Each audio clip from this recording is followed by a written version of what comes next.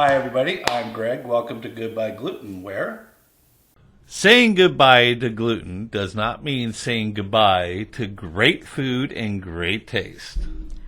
So please like this video, share it with friends, and subscribe to our channel. So today we are doing another product review.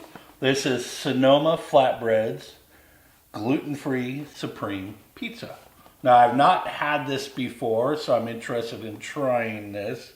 My wife really likes thin crust pizzas a lot, and I'm okay with them, you know. I could go either way with most pizza crusts, just not as long as they're not this thick. You know? Okay. Serving size, 1/3 of the pizza for 380 calories. So not bad for, you know, 1/3 of a pizza, 12-inch. I picked this up at Walmart for $7.48. And you're like, $7.48 for, yeah, I mean, it's gluten-free, so everything's a lot more expensive. So the people I've been reaching out to that were in Reddit and the other social medias where your family are just diagnosed with it, it is going to be hitting you in the pocket pretty hardcore, because a lot of the stuff that's gluten-free is usually more expensive than the stuff that isn't gluten-free.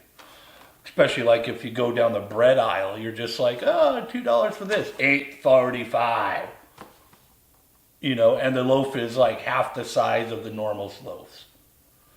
Anyways, so pretty interested to see this. It should only take about 9 to 11 minutes to cook.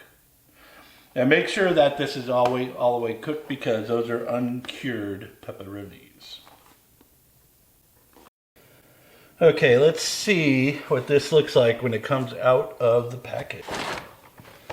Okay, so it doesn't look that bad, you know, if you think about it. Looks like a supreme pizza to me, pepperonis and stuff. Looks like during packaging, some of the stuff got shifted. Not bad though.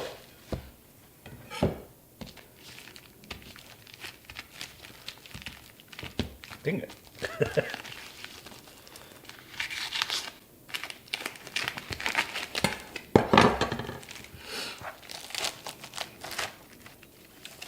Okay, make sure you take it off the cardboard, because I've actually seen people on Reddit and other social sites that are basically like, you know, they cook the pizza on this and they wonder why their kitchens or their oven's on fire.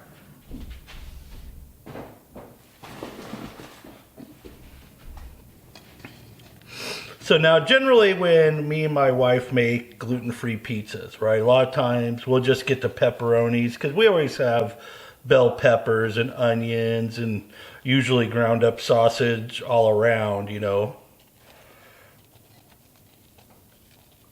And usually will add extra cheese to ours. But this time I'm just going to do it straight up as it is to see how well that looks or tastes. And if you think about that, that looks like a pretty nice little pizza.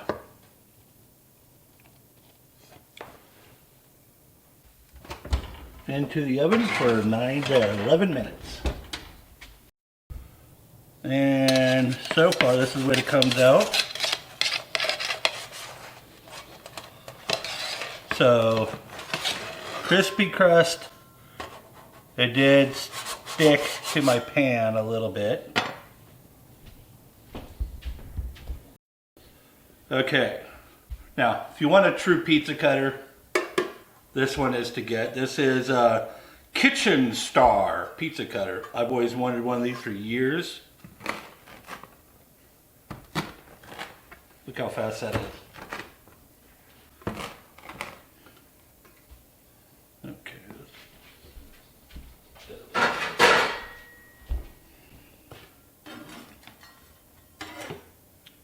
So, obviously, not a crispy crust. Okay, so, yeah, your thin crust is not crispy, and I did it for 11 minutes. Continue.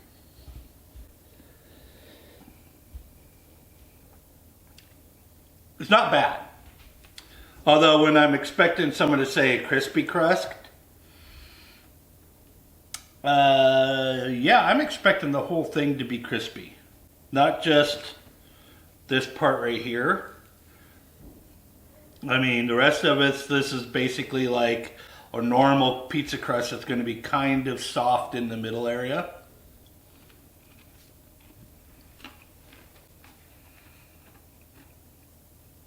The sauce is okay. I mean, it's a normal pizza sauce. It's not blowing me out of the water.